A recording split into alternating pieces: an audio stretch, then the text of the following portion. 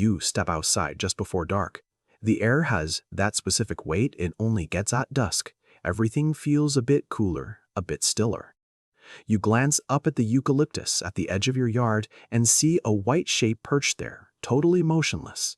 You figure the bird is just settling in for the night, so you head back inside, close the door, and move on. You don't give it a second thought, but here's the thing: the moment you turn off your porch light and retreat inside, that bird isn't closing its eyes. It tilts its head. It shifts its weight. It's watching that last rectangle of yellow light disappear from your window.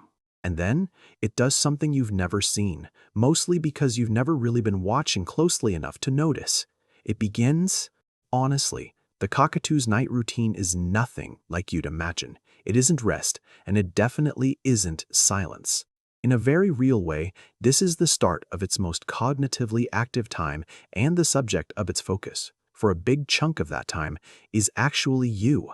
Take a second to really think about that.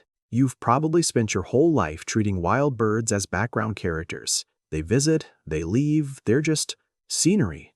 We tend to view these birds as passive guests, but in reality, that dynamic is pretty much the exact opposite. From the roost, and they choose that spot very deliberately. By the way, you aren't the host. You're the subject of an ongoing high-stakes study. See, cockatoos are some of the most cognitively complex birds on the planet. Their brains process social information with a level of sophistication that actually rivals mammals. And they aren't wasting that processing power on neutral things. They're focused on threats, on opportunities, on patterns. And if you're living in a house under their tree, no pattern is more consistently present, more predictable, or more important for them to understand than you. That's right.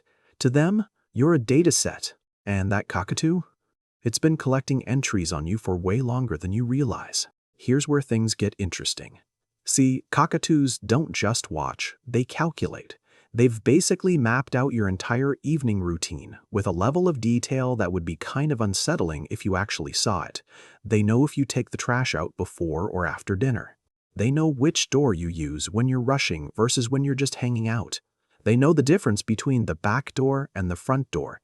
And they even know about how long it takes for you to step outside once that kitchen light flickers on. These aren't just random observations, these are trigger maps. In the world of animal behavior, we call them behavioral cues. Basically, it's just looking for the little things that reliably tell you what's about to happen next. Predators do it to catch prey.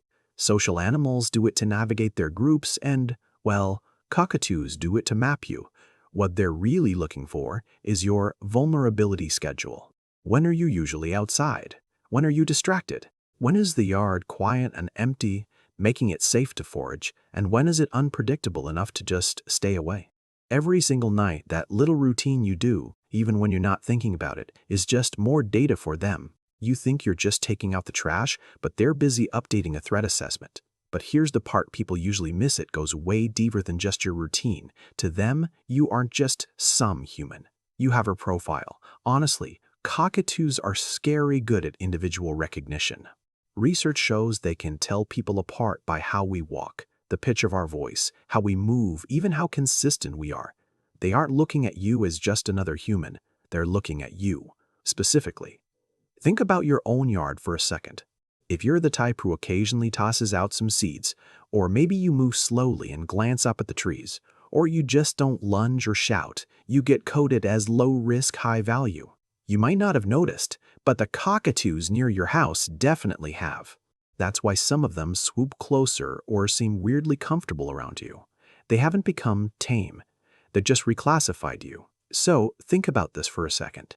If someone new visits your home, someone with a different stride, a voice you don't recognize, movements you can't predict, the cockatoos in your yard don't just stay put.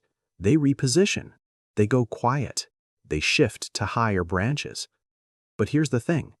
They didn't react because it was a stranger. They reacted because it was a deviation from your profile. You were the baseline. You were the normal. Long before you even open your back door in the evening, they already know exactly what kind of state you're in. Now, this isn't some kind of mysticism. It's just biomechanics. Honestly, think about how you move when you're stressed. Your stride shortens, your shoulders creep up, your pace picks up.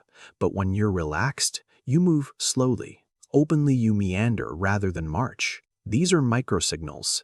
You don't even notice you're broadcasting them. But a bird? A bird with nearly 300 degrees of vision and a nervous system hardwired to spot threats, it notices everything. So, here's what's actually happening. If you step outside after a really tough day, a cockatoo in your tree isn't going to come closer. It won't call, it'll just wait. And it's not because it's indifferent. It's because it's reading a signal you didn't even know you were sending. And that signal is basically saying, not now. But on a calm evening, when you're moving slowly and you stop to look up, you might see them shuffling, leaning forward, watching you back. That's not a coincidence. That's a response to behavioral cues you produced without a second thought. In a lot of ways, they're reading your emotional state better than the people around you, and they're using that info to decide if they're safe in real time. But here's the part that really gets me. It doesn't stop at your body language. It extends to your whole territory. These birds maintain these incredible, dynamic mental maps. It's not a static picture. It's an updated model of your home, your yard, and all the little patterns of movement that happen inside. And this is the wild part. They're constantly predicting what's going to happen next. Research shows they don't just track where you are, they anticipate where you're going to be. Think about it. If your kitchen light moves toward the back of the house every evening, they've already modeled that. If you usually step outside right after the back room goes dark, they're already repositioning before you even touch the door handle. They aren't just reacting to you, they are anticipating you. Your shadow against a curtain, the specific order in which your lights go out, the sound of your car pulling in or not pulling in, it all dictates when they feel safe enough to come down. It isn't magic. It's just precise, constant behavioral modeling from a bird that most people assume is just sitting there, doing nothing. But really, they're doing almost everything. Now, here's where it gets interesting and, honestly, a little uncomfortable. Because this isn't just about birds hanging out. It's an evaluation. See, when a flock of cockatoos settles in near you, they aren't just using your yard as a quick pit stop. They're actively grading it. They're looking at your space, the safety, the resources, the long-term potential. And every single thing you do either raises or lowers your score in their eyes. Think about it. Do you keep a steady routine that's high value to them? Predictability just lowers the risk. But do you have a dog that charges the fence whenever it feels like it? Yeah, they've logged that as a risk factor. Do you leave food out? They've identified that resource, stored the location, and they're definitely coming back. Even if you chased them off months ago or just startled them once, they've got that archived. It changes their entire calculation. Your backyard isn't just a yard. To a cockatoo, it's a living board game with rules that change all the time. And you're one of the pieces. Every move you make is being watched, scored, and filed away into a mental map that dictates what they're going to do tomorrow. You aren't the observer here.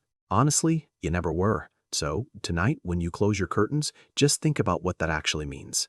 You've been sharing your life, your routines, your moods, your rhythms, with an intelligence that's taking it all in. Not in some aggressive way, and not with an agenda you'd recognize, but with a level of precision that would genuinely surprise you if you could see their notes on you. That cockatoo in the tree? It knows things about you that you haven't told anyone. It knows when your week is dragging.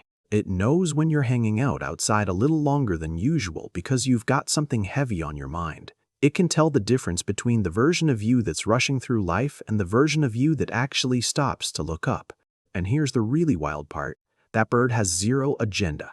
It isn't judging you. It's just doing what it's built to do, understanding its environment as completely as possible. You just happen to be part of that world. A big, recurring, and endlessly interesting part. Next time you step outside, glance up at the trees and get that feeling like you're being watched. You're right. You're not crazy. You never were. But now, finally, you're actually paying attention too.